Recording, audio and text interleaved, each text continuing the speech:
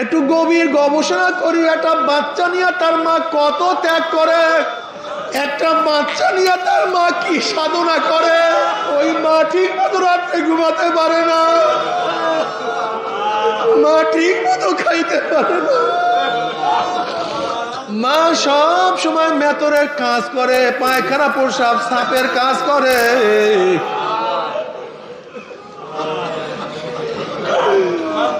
ওরে সন্তান বড় হইয়া সেই মার উপর অত্যাচার অবিচার করো, তোমার সে বড় জালেম আর দুনিয়া থেকে হইতে পারে না। এই জন্য নবী আলাইহিস সালাম বারবার বলেন জলামাকা ওয়াইন জলামাকা ওয়াইন জলামাকা। আমার নবী আলাইহিস সালাম তিনবার বলেন ওয়াইন জলামাকা ওয়াইন জলামাকা ওয়াইন জলামাকা। যদি বাপ মা তোমার উপরে জুলুম করে, তোমার উপরে জুলুম করে, তোমার উপরে জুলুম করে, তারপর বাপার অত্যাচার অবিচার করা যাবে না, খারাপ ব্যবহার করা যাবে না। আমার মা আমার জন্য এমন কোন ত্যাগ নাই, তাই ত্যাগ করে নাই। ওরা মায়ের উপরে জুলুম করিও না।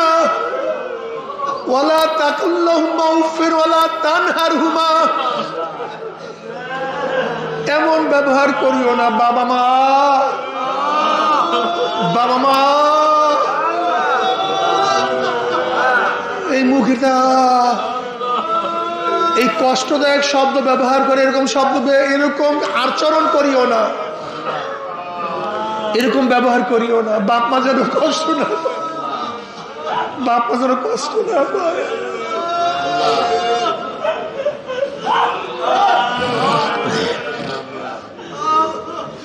বাপ মাকে কষ্ট দিও না। হুজুর বাপ মাকে তো কষ্ট দিয়েছে, তখন জালেম ছিলাম, বুঝতাম না, সে তো মারা গেছে।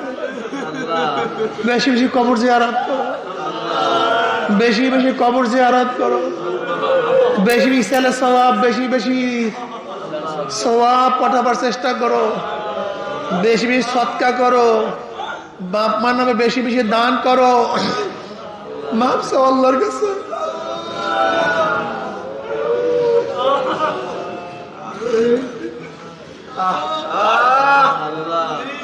ওরে জালেম, তুমি কি দেখো নাই তোমার পায়ে দামি জুতা, তোমার বাবার পায়ের মধ্যে জুতা ছিল না?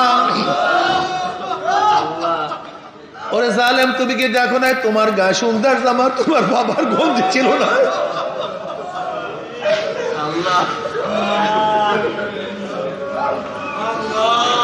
ওরে জালেম, তুমি কি দেখো নাই তোমার মুখে সুন্দর খানা, তোমার বাবার পেট ক্ষুধার্ত?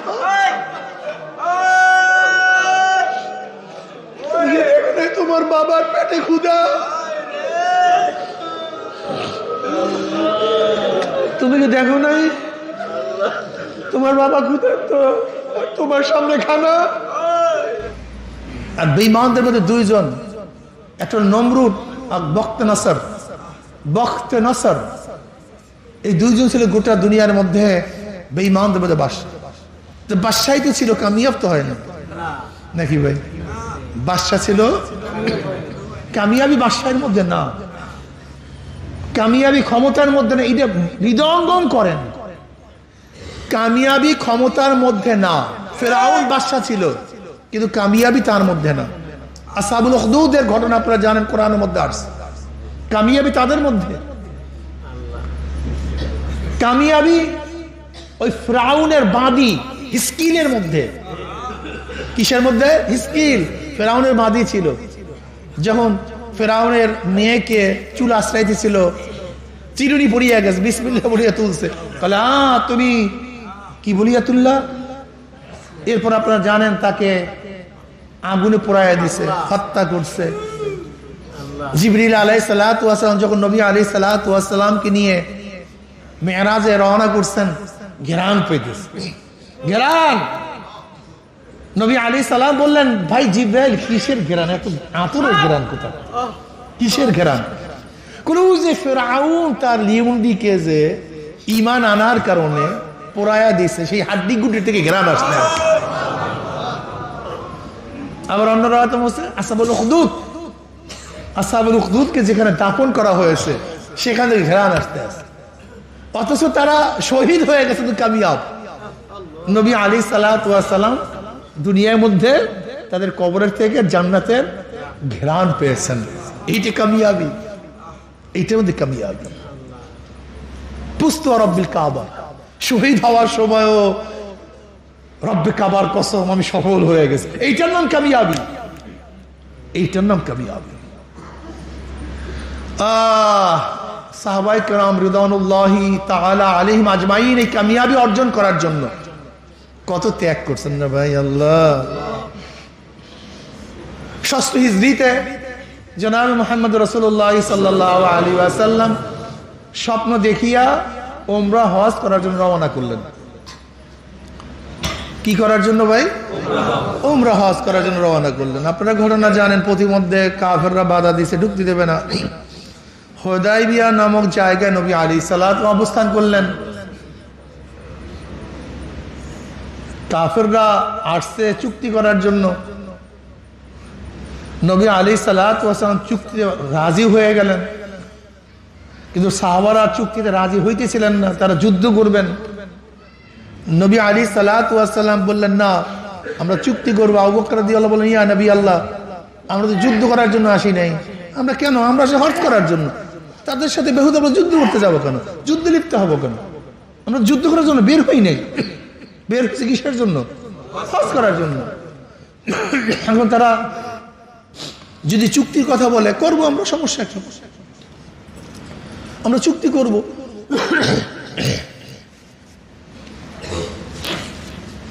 ষষ্ঠ হিজরিতে হুদায়বিয়ার ঐতিহাসিক চুক্তি হয়েছিল, যে চুক্তিগুলি বাহ্যিক দৃষ্টিতে সম্পূর্ণ চুক্তিগুলি ছিল মুসলমানদের বিরুদ্ধে। কাফেরদের পক্ষে চুক্তি লেখার দায়িত্ব ছিল সুহাইল, তখনই তিনি মুসলমান হন নাই, তিনি ফতে মক্কা সহ মুসলমান হয়েছিলেন, হযরত সুহাইল রাদিয়াল্লাহু তাআলা। কিন্তু ষষ্ঠ হিজরি তিনি মুসলমান হন নাই, তিনি কাফেরদের পক্ষ থেকে চুক্তি নামার দায়িত্বে ছিলেন। চুক্তি লিখতেছেন, দস্তখত হয় না, এর মধ্যে আবু জান্দাল রাদিয়াল্লাহু তাআলা হাজির, হাত পায়ের মধ্যে শিকাল বাঁধা।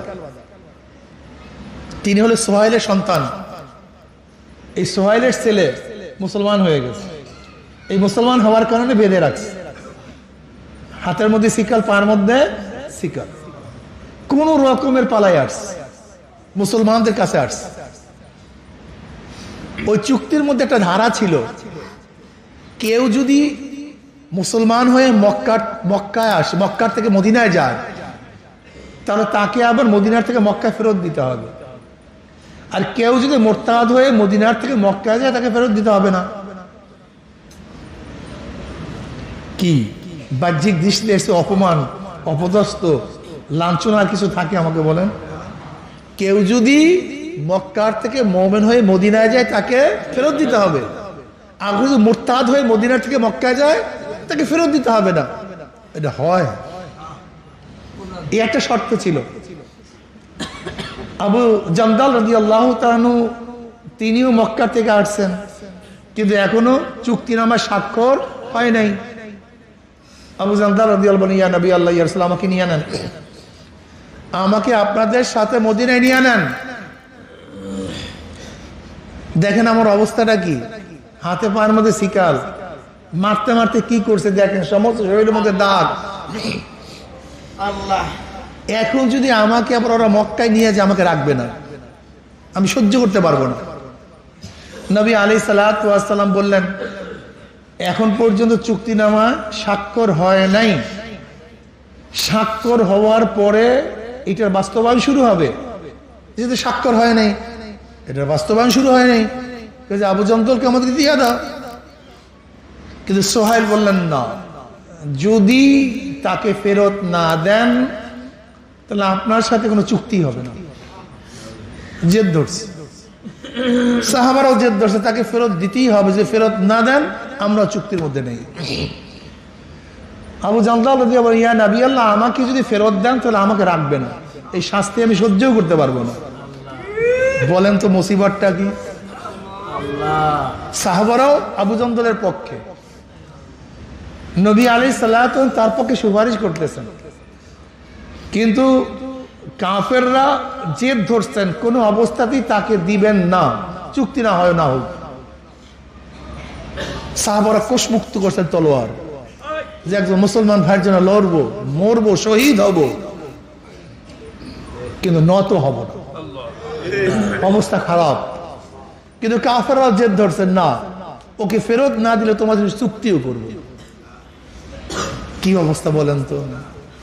এবার নবী আলাইহিস সালাতু ওয়াস সালাম আবু জান্দাল রাদিয়াল্লাহু বললেন, আবু জান্দাল একটু ধৈর্য ধারণ কর, একটু অপেক্ষা কর, আল্লাহ পাক পথ খুলে দিবেন, তুমি যাও তাদের সাথে। কি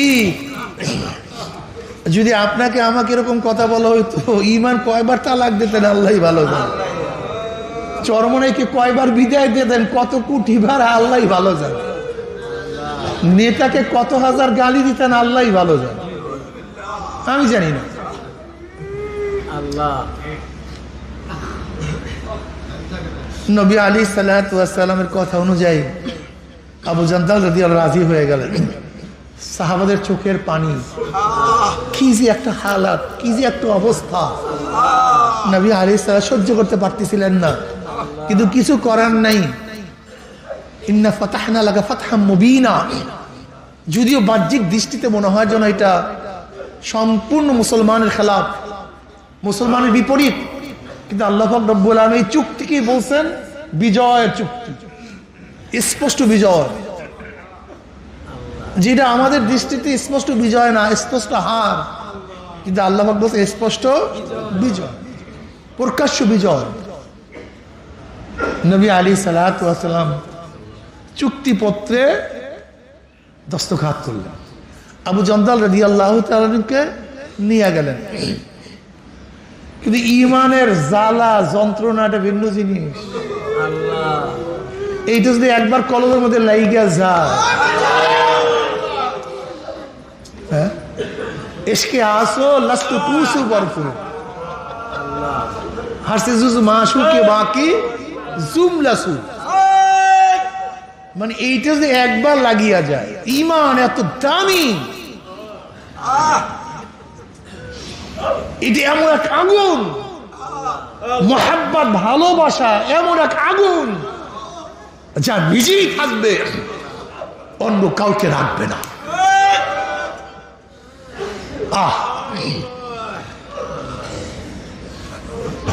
মুসলমানের সামনে থেকে নিয়ে যায়, আবু জান্দাল বারবার মুসলমান দিকে তাকায়, মুসলমানরা তার দিকে তাকায়, সবার মধ্যে আহাজারি, রোনাজারি, ব্যথায় ব্যথিত, আমার মুসলমান সাথীকে নিয়ে যাইতেছে আর আমরা নিরাপদে এখন চলে যাইতেছি। কি অবস্থা বলেন তো। চুক্তি হয়ে গেছে, আবু জান্দাল রাদিয়াল্লাহু তাআলা পলাইয়া তিনি মক্কার থেকে চলে আসছে, কিন্তু মদিনায় যাওয়ার উপায় নেই, কেন মদিনায় গেলেই আবার ফেরত, আবার চলে যেতে হবে, শাস্তি আরো বাড়বে, বেচারা কোথায় যাবে, এক পাহাড়। ওদিকে আবু বসর রাদিয়াল্লাহু তাআলা আনহু, আবু বসর রাদিয়াল্লাহু তাআলা আনহু তিনি মক্কার থেকে হিজরত করে মদিনা চলে আসছেন। চুক্তি অনুযায়ী কাফেররা আসছে তাকে নেওয়ার জন্য। নবী আলাইহিস সালাতু ওয়াস সালাম বলেন, আবু বসর চলে যাও, কাফেরদের সাথে চলে যাও। আবু বসর রাদিয়াল্লাহু বলেন, ইয়া নবী আল্লাহ, যদি আমি চলে যাই, আমার এই অবস্থা ওই অবস্থা, আমাকে মেরে ফেলবে, মারবে, কাটবে, শাস্তি দেবে, আমি তো সহ্য করতে পারবো না, ইয়া নবী আল্লাহ আমাকে বিদায় দিয়েন না। বলে, আবু বসর আমার সাথে চুক্তি, আমি চুক্তির খেলাফ করতে পারবো না, ওয়াদার খেলাফ করতে পারবো না, তোমার ফেরত যেতে হবে। মুসলমানের সামনের থেকে এক মুসলমানকে কাফেরদের কাছে তুলে দেওয়া, বলেন তো কেমন অবস্থাটা, একটু খেয়াল করে দেখেন তো, কত হৃদয় বিদরক, কত কঠিন, কি কঠিন এক মুহূর্ত, কি অসহনীয় এক মুহূর্ত।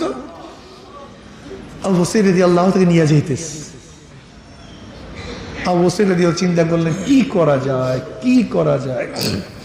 তিনি এক কাফেরের তারিফ শুরু করলেন, প্রশংসা শুরু করলেন, যে তোমার তলোয়ারটা এত সুন্দর, এত আকর্ষণীয়, এই তলোয়ার তো আমি আর কখনো দেখি। বলে হ্যাঁ, আমার তলোয়ার অনেক ভালো, অনেক সুন্দর, অনেক আকর্ষণীয়। আমি যতবার একে পরীক্ষা করছি কোনোবার পরীক্ষা ফেল করিনি, প্রত্যেকবার পরীক্ষা পাশ করছি।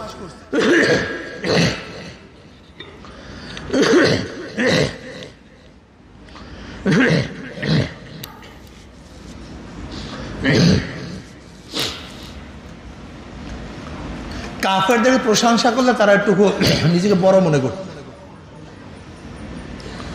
দেখুন আমার তলোয়ার কতই না সুন্দর। আবু বসর রাদিয়াল্লাহু তাআলার কাছে তলোয়ার দিচ্ছে। তলোয়ার দেওয়ার সাথে সাথে আবু বসর রাদিয়াল্লাহু তাআলা সেই কাফের উপরে প্রথম পরীক্ষা করছে, পরীক্ষা পাস। পরীক্ষায় কি পুরোপুরি পাস, 100% পাস করছে। থপ্পড় থপ্পড় করে চলে যেতে আছে, আর পাশেরটা পুরো দৌড় গিয়া মদিনায় উঠছে। নবী আলাইহিস সালাতু ওয়াস সালামের কাছে আসছে। নবী আলাইহিস সালাতু ওয়াস সালামের কাছে আবু বসর রাদিয়াল্লাহু আসছে। কলিয়া নবী আল্লাহ, আমি তো কৌশলে চলে আসছি, আপনি আপনার ওয়াদা ঠিক রাখছেন। আর কাফের বলতেছে, ইয়া নবী আল্লাহ, আমার সাথীর উপর পরীক্ষা চালাইছে, এখন আমার উপর পরীক্ষার বাকি, কাজে আমি আসছি নিরাপদে থাকার জন্য, আমাকে নিরাপদে যাওয়ার ব্যবস্থা করে দেন।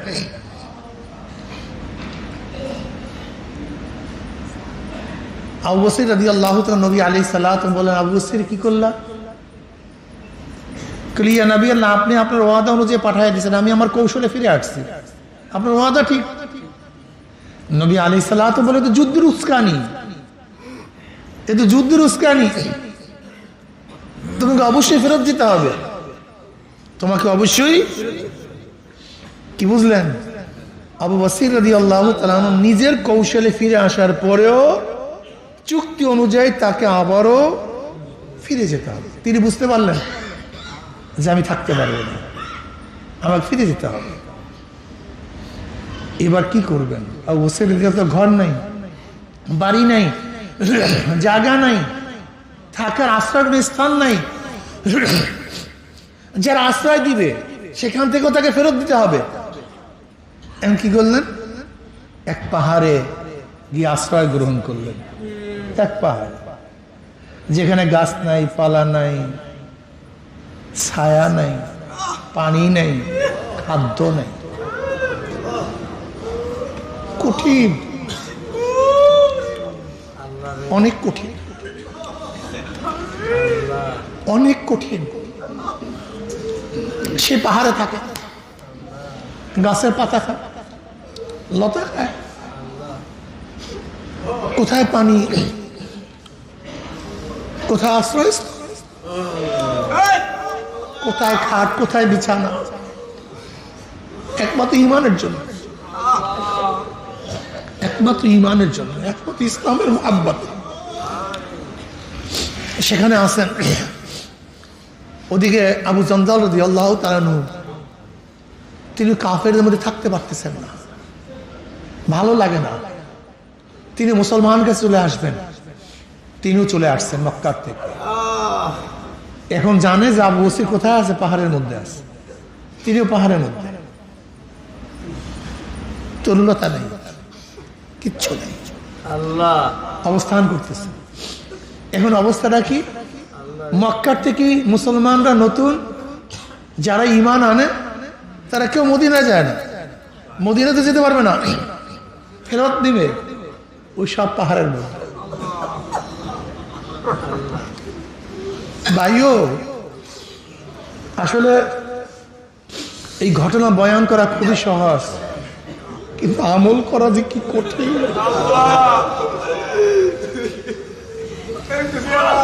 আমল করা যে কি কঠিন। আল্লাহ তুমি সেই কলব তৈরি করে দাও, সেই মন তৈরি করে দাও। অনেক কঠিন রে ভাই। আল্লাহ আল্লাহ এখন যারাই নতুন ইসলাম গ্রহণ করে মোমেন হয় সবাই পাহাড়ে আশ্রয় গ্রহণ করে। এখন ছোটখাটো একটা কাফেলা হয়ে গেছে, ছোটখাটো একটা জামাত হয়ে গেছে, কাফেলা হয়ে গেছে। এক মোমেন আর এক মোমেনের সাথে আছে, এ ভাতের মগ্ন থাকে।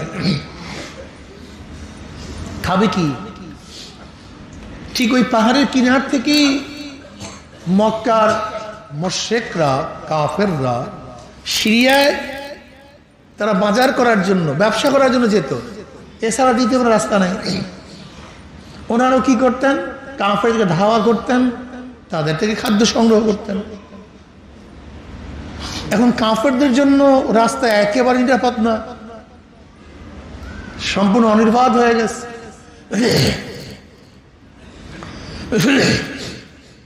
এখন নতুন মুসলমান সবার কোথায় আসে? পাহাড়ের মধ্যে। তারা কি হয়ে গেছে? এক কাফেলা হয়ে গেছে, জামাত হয়ে গেছে। এখন তারা কাফেরদের অস্থির করে ফেলাইছে, রাস্তার মধ্যে অবরোধ করতেছে।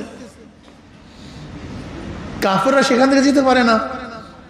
কাফেররা বেশিয়াল মুসিবতে পড়ছে, অনেক বড় মুসিবতে পড়ছে। এবার কাফেররা আছে নবী আলাইহিস সালাতু ওয়াস সালাম কাছে, ইয়া নবী আল্লাহ, আপনার সাথে যারা চুক্তি করছিলাম, কেউ যদি মক্কা থেকে মুসলমান হয়ে মদিনায় আসে তাকে আর ফেরত দিতে হবে না, ফেরত দেওয়া লাগবে। আমরা এই চুক্তিটা রাখতে চাই না।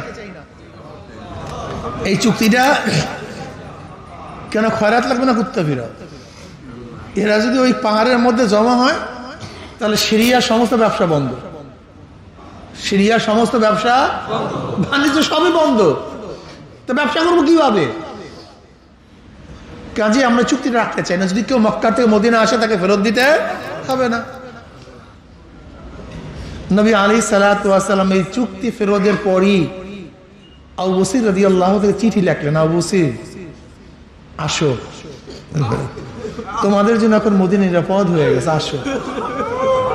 এক দূত সেই চিঠি নিয়ে আবু বসির রাদিয়াল্লাহু তাআলার কাছে গেছেন। কিন্তু আবু বসির রাদিয়াল্লাহু তাআলা কিন্তু অসুস্থ হয়ে গেছেন, দাঁড়াবার মতো আর শক্তি তার মধ্যে ছিল না, হাঁটার মতো শক্তি তার মধ্যে ছিল না। খাইতে খাইতে, রোদ্রে পড়তে পড়তে, রোদ্রের মধ্যে, কুয়াশার মধ্যে, ঠান্ডার মধ্যে থাকতে থাকতে আল্লাহ পুরোপুরি অসুস্থ হয়ে গেছে, শরীর ঠিক নেই। আল্লাহ এর মধ্যে নবী আলাইহিস সালাতু ওয়াস সালাম চিঠি তার কাছে হাজির। মাহবুবের চিঠি পাইছেন, মাহবুবের চিঠি পাইছেন, আশিক মাশুকের চিঠি পাইছেন, অনেক আকাঙ্ক্ষার চিঠি, অনেক অপেক্ষার চিঠি, ওদের আগের চিঠি তার হাতে খুঁজছে। এই অপেক্ষায় তিনি ছিলেন, কবে ডাক পড়ে আল্লাহ, নবীর তরফ থেকে কবে ডাক পড়ে। যখন চিঠি পাইছেন তখন চিঠিকে চুম্বন দিলেন, চেহারার মধ্যে লাগাইলেন, বুকের মধ্যে রাখলেন, আর বললেন, আমার নবী কেমন আছে, আমার প্রিয় কেমন আছে, আমার সালাম পৌঁছায়ও, আর বলিও আবু বসির তার কাছে পৌঁছার মতো শক্তি আর বাকি নাই।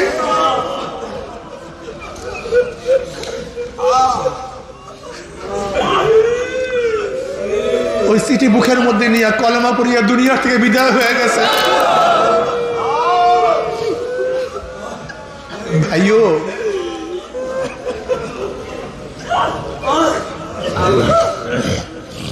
আল্লাহ দিনের জন্য সাধনা করা চাই, সাধনা সাধনা সাধনা করা চাই, সাধক হওয়া চাই, তেগি হওয়া চাই।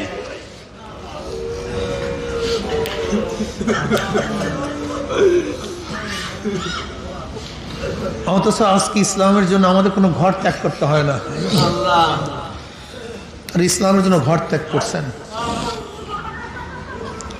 ঈমানের জন্য আমাদের খাদ্য বন্ধ করতে হয় না। তারা ঈমানের জন্য ক্ষুধার্ত ছিলেন। আমাদের ঈমানের জন্য আমাদের পানি বন্ধ হয় না, তাদের ঈমানের জন্য পানি বন্ধ হয়ে গেছে। আজকে ঈমানের জন্য অসুস্থ হইতে হয় না, তাদের ঈমানের জন্য অসুস্থ হইতে হয়েছে। আমাদের ঈমানের জন্য স্ত্রী ছাড়তে হয় না, তাদের ঈমানের জন্য স্ত্রী ত্যাগ করতে হয়েছে। আমাদের ঈমানের জন্য সন্তান মেয়ে ছেলেকে ছাড়তে হয় না, তাদের ঈমানের জন্য ছেলে সন্তানকে হারাতে হয়েছে। আজকে আমাদের ঈমানের জন্য জীবন দিতে হয় না, তাদের ঈমানের জন্য জীবন দিতে হয়েছে। আজকে আমাদের ঈমানের জন্য লাঞ্ছিত হইতে হয় না, তাদের ঈমানের জন্য লাঞ্ছিত অপমানিত হইতে হয়েছে। ভাইও, এর জন্য বলছি সাহাবাদের ঘটনা বারবার পড়বেন। আমি মাঝে মাঝে প্রায় আমি সবসময় হেকায়েতে সাহাবা পড়ি আমার ঈমানকে মজবুত করার জন্য।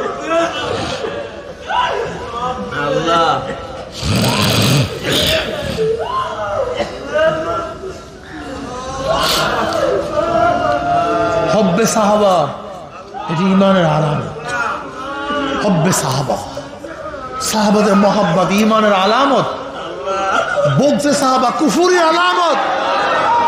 হব্বে সাহাবা ঈমানের আলামত, বুগজে সাহাবা কুফুরির নিশানা।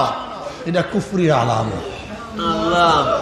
বর্তমান জমানায় কে হক না, বর্তমান জমানায় কে হক না, অন্য কিছুর দরকার নাই। শুধু একটা জিনিস দেখবেন, এই জামাতের সাথে, এই দলের সাথে, এই ব্যক্তির সাথে সাহাবাদের নিসবত, সাহাবাদের সম্পর্ক, সাহাবাদের মুহাব্বত কি অবস্থায়, আর কিছু দেখার দরকার নেই। শুধু একটা আলামত। কয়টা আলামত? শুধু একটা আলামত দেখবেন, এই জামাত, এই দল, এই গোষ্ঠী, এই ব্যক্তির সাথে সাহাবাদের নিসবতটা কি, সাহাবাদের সম্পর্ক কি, সাহাবাদের বিষয়ে তাদের মন্তব্য কি, সাহাবাদের সাথে তাদের মুহাব্বতের অবস্থানটা কোন পর্যায়ে। যদি দেখেন এই জামাতের সাথে, এই ব্যক্তির সাথে, এই গোষ্ঠীর সাথে সাহাবাদের সাথে মুহাব্বত, সাহাবাদের সাথে সম্পর্ক, উলফাত উনসিয়াত, সাহাবাদের সবচেয়ে বেশি মুহাব্বত করে বিনা দলিলে মনে করেন হক দল, হক জামাত। আর যে জামাতের সাথে দেখবেন যে সাহাবাদের সাথে বক্স, সাহাবাদের সাথে মুহাব্বত নেই, ঘৃণা, সমালোচক সাহাবাদের, মনে করতে হবে বিনা দলিলে এগুলি গোমরার দল। আর কোন দ্বিতীয় কোন দলিলের দরকার নেই, শুধু একটা, আল্লাহ আল্লাহ ফি আসহাবি লা তাত্তাযু গরাদাম মিন বাদি ফামান আহাব্বাহুম ফাবিহুব্বি আহাব্বাহুম ওমান আবগাযাহুম ফাবিবুগযি আবগাযাহুম।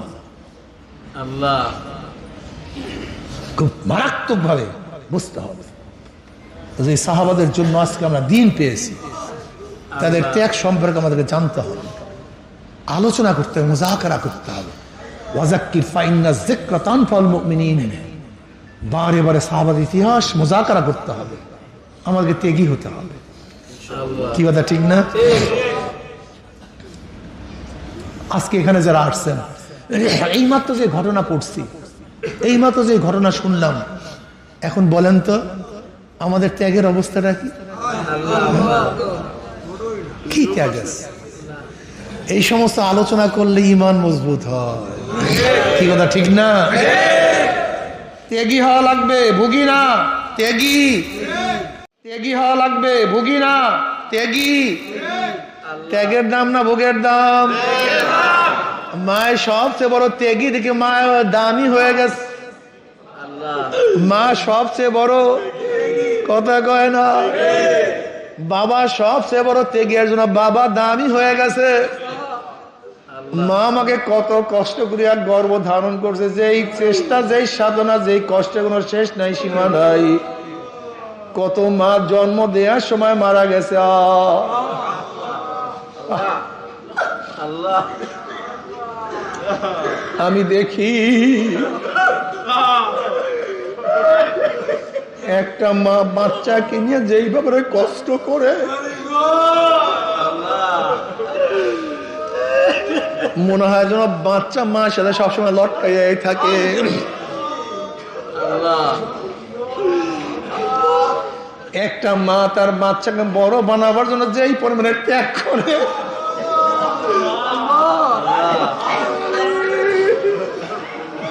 তুমি তোমার ঘরের মেয়েদের দিকে তাকাইয়া দেখিও, যাদের ছোট ছোট বাচ্চা আছে তাদের ব্যাপারে একটু গভীর গবেষণা করিও, একটু গভীর গবেষণা করিও। একটা বাচ্চা নিয়ে তার মা কত ত্যাগ করে, একটা বাচ্চা নিয়ে তার মা কি সাধনা করে। আল্লাহ ওই মা ঠিক মতো রাত্রে ঘুমাতে পারে না, মা ঠিক মতো খাইতে পারে না,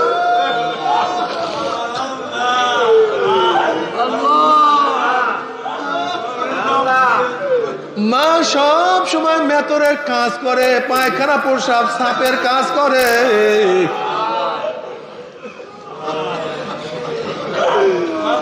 ওরে সন্তান বড় হইয়া সেই মার উপর অত্যাচার অবিচার করো, তোমার সে বড় জালেম আর দুনিয়া থেকে হইতে পারে না। এই জন্য নবী আলাইহিস সালাম বারবার বলেন জলামাকা ওয়াইন জলামাকা ওয়াইন জলামাকা।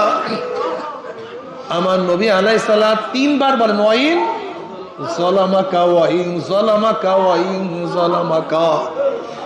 যদি বাপ মা তোমার উপরে জুলুম করে, তোমার উপরে জুলুম করে, তোমার উপরে জুলুম করে, আল্লাহ তারপরে বাপ মার অত্যাচার অবিচার করা যাবে না, খারাপ ব্যবহার করা যাবে না। আমার মা আমার জন্য এমন কোন ত্যাগ নাই যাই ত্যাগ করে নাই।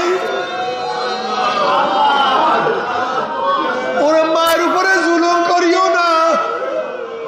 ওয়ালা তাকুল্লাহুমা উফির ওয়ালা তানহারহুমা, এমন ব্যবহার করিও না। বাবা মা এই মুখটা এই কষ্টদায়ক শব্দ ব্যবহার করে, এরকম শব্দ এরকম আচরণ করিও না, এরকম ব্যবহার করিও না। বাপ মা যেন কষ্ট না পায়, বাপ মা যেন কষ্ট না পায়।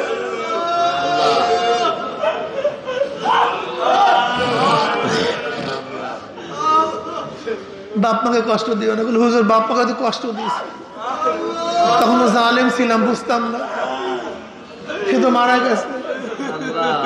বেশি বেশি কবর জিয়ারত করো, বেশি বেশি কবর জিয়ারত করো, বেশি বেশি ছেলে সওয়াব, বেশি বেশি সওয়াব পাঠাবার চেষ্টা করো, বেশি বেশি সৎকা করো, বাপ মার নামে বেশি বেশি দান করো, মাপ চাও আল্লাহর কাছে।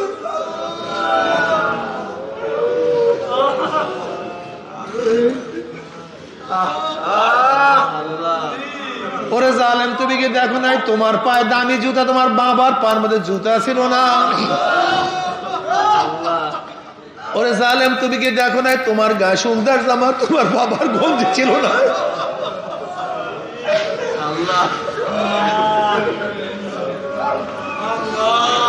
ওরে জালেম, তুমি কি দেখো নাই তোমার মুখে সুন্দর খানা, তোমার বাবার পেট ক্ষুধার্ত?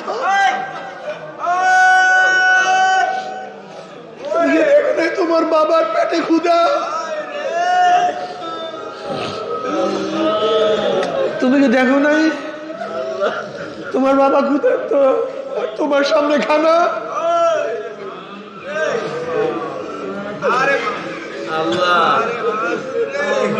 ওরে জালেম, তুমি কি দেখো নাই তুমি পড়াশোনা করো, তোমার বাবা মূর্খ, সে রিক্সা চালাইয়া, ঠেলা গাড়ি ঠেলিয়া, কৃষি কাজ করিয়া, অক্লান্ত পরিশ্রম করিয়া তোমাকে টাকার যোগান দেয়, তুমি শিক্ষিত হও, তোমার বাবা মূর্খ। তুমি কি দেখো না তোমার বাবা অসুস্থ, কি তোমাকে সুস্থ করার জন্য নিজে চিকিৎসা গ্রহণ করে না, তোমাকে চিকিৎসার ব্যবস্থা করছে?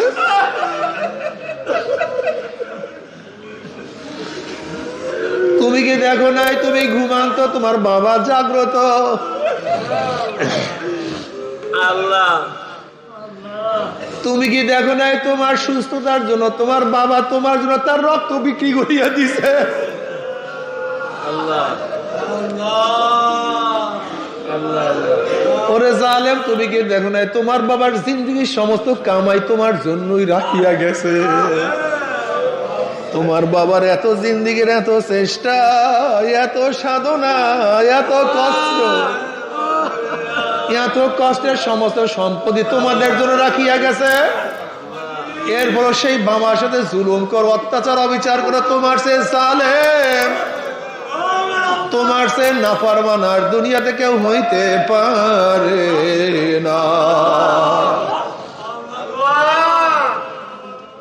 বাবা মার সাথে অবিচার করিও না, জুলুম করিও না, খেদমত করিও, খেদমত করিও।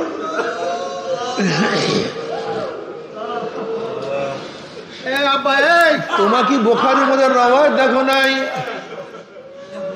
তুমি কি বুখারীর মধ্যে রওয়ায়াত দেখো নাই? জনাব মুহাম্মদ রাসূলুল্লাহ সাল্লাল্লাহু আলাইহি ওয়াসাল্লাম ফরমান, বুখারী শরীফের রওয়ায়াত আছে, বনি ইসরাইলের 3 ব্যক্তি কাজে বের হইছে। হঠাৎ ঝড় বৃষ্টি, এক গুহার মধ্যে তারা পালাইছে, লুকাইছে, আশ্রয় গ্রহণ করছে। হঠাৎ একটা বড় পাথর সেই গুহার মুখে পড়িয়া গেছে। এখন সেখান থেকে আর বের হতে পারে না। এবার 3 জনের পরামর্শ করে, আসো ভাই আল্লাহর কাছে দোয়া করি, জীবনে যে ভালো আমল করছো ওই ভালো আমলের উসিলায় যেন মাওলা আমাদেরকে এই বিপদ থেকে উদ্ধার করিয়া দেয়। একজন বলেছে, মাওলা হে, তুমি জানো আমার সাথে আমার এক মেয়ের সাথে সম্পর্ক ছিল। সে অনেক সুন্দরী, খুব সুন্দরী সুস্ত্রী এক মহিলা ছিল। সে আমার কাছে একবার আসছিল কিছু জরুরাতের জন্য। জরুরাতের কাছে আসার পরে আমি তার কাছে খারাপ প্রস্তাব দিলাম, যদি তুমি আমার এই প্রস্তাবের রাজি হও আমি তোমাকে জরুরাত পূরণ করব। মহিলা আমার প্রস্তাবে রাজি হইলেন না, তিনি বাড়িতে চলিয়া গেলেন। কিন্তু তার সন্তানও অনেক ক্ষুধার্ত ছিল, তার স্বামী অচল ছিল, বিকলাঙ্গ ছিল, কামাই করতে পারত না। মা সন্তানের জন্য কামাই করার জন্য গেছে, নিশ্চয়ই কিছু নিয়ে আসবে। যখন মা খালি হাতে সন্তানের কাছে গেছে, সন্তানগুলি চিল্লাইতেছে, ক্ষুধার্ত অবস্থায় তার কাছে রোনাজারি করতে আছে, বারবার পাঁচ সাথে গড়াগড়ি করতে আছে। ওই মহিলা সহ্য করতে পারে নাই, যেহেতু তার প্রয়োজন অনেক বেশি ছিল, তার স্বামীও কামাই করতে পারে না, সন্তানরা অনেক বেশি ক্ষুধার্ত। আমার কাছে আবারও আসছে, আমি দ্বিতীয়বার আবারও খারাপ প্রস্তাব দিলাম, কিন্তু মহিলা এবার সন্তানের দিকে তাকাইয়া রাজি হয়ে গেল। যখন আমি খারাপ প্রস্তাব বাস্তবায়নের জন্য উঠলাম, অমনি মহিলার সমস্ত শরীর কাঁপা শুরু করছে, বলছে আল্লাহকে ভয় করো। আমার মধ্যে মাওলার ভয় চলে আসছে, আমিও মাওলার ভয়ে ছেড়ে দিলাম এবং তার পর্যাপ্ত চাহিদা আমি পূরণ করলাম। মাওলা যদি একমাত্র তোমার ভয়েই যদি আমি সেই গুনাহ থেকে ফিরিয়া থেকে আমাদের বিপদ থেকে তুমি মুক্তি করিয়া দাও।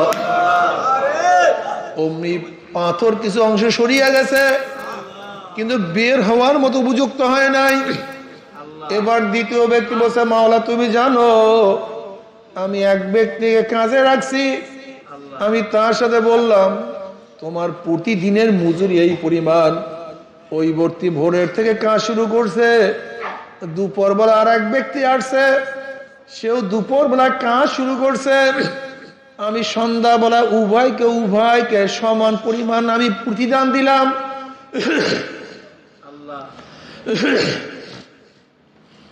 কিন্তু যেই ব্যক্তি ভোরের থেকে কাজ করছে সে ব্যক্তি বলতে আছে, আমি ভোরের থেকে কাজ করছি, তুমি আমাকে যেই প্রতিদান দিছো আর দুপুর বেলার থেকে যেই ব্যক্তি কাজ করছে তুমি একই প্রতিদান দিছো। এখন আমি বললাম তোমাকে তুমি কম দেইনি, আমি তোমার পাওনা তো ঠিকই দিয়ে দিছি, আমি তাকে বেশি দিছি। না, তুমি তাকে বেশি দিলা কেন? আমি তোমার প্রতিদান নেব না। সে ব্যক্তি চলিয়া গেছে, কিন্তু আমার সেই তার প্রতিদান দিয়ে আমি ব্যবসা করলাম, অনেক কিছু হয়ে গেল, অনেক ছাগল, অনেক দুম্বা। অনেক দিন পরে সেই ব্যক্তি আসিয়া বলছে আমার প্রতিদান দাও, আমার মজুরি দাও। আমি বললাম এগুলো সবই তোমার।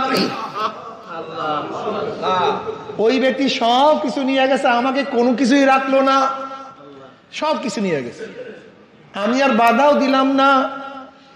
আল্লাহ তোমার জন্য যদি আমি ওই ব্যক্তির সব কিছু দিয়া থাকি, তাহলে এই বিপদ থেকে তুমি আমাকে রক্ষা করো, আমাদেরকে রক্ষা করো। পাথরের কিছু অংশ সরিয়া গেছে।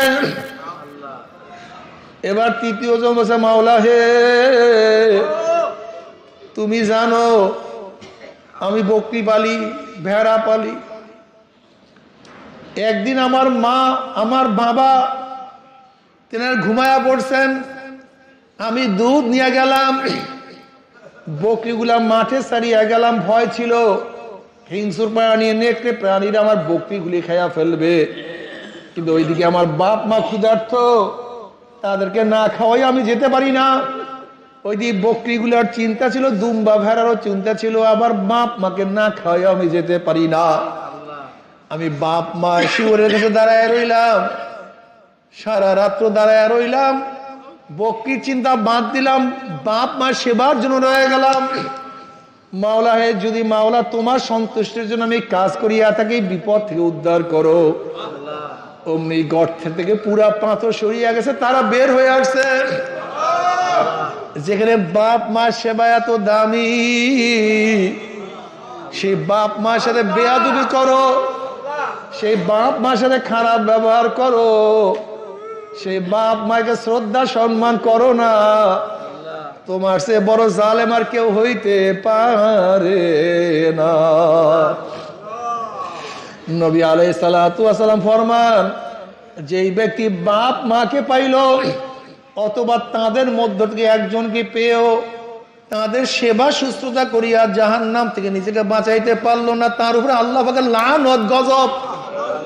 নবী আলাইহিস সালাতু ওয়াস সালাম বলেন আমিন। কাজে রমজান মাসের 10 তারিখ চলিয়া যাইতে আছে, যাইয়া রহমত পাইলাম কি পাইলাম না, গুনাহ খাতা মাফ করাইতে পারলাম কি পারলাম না, আমার জন্য খাস করিয়া দোয়া চাই।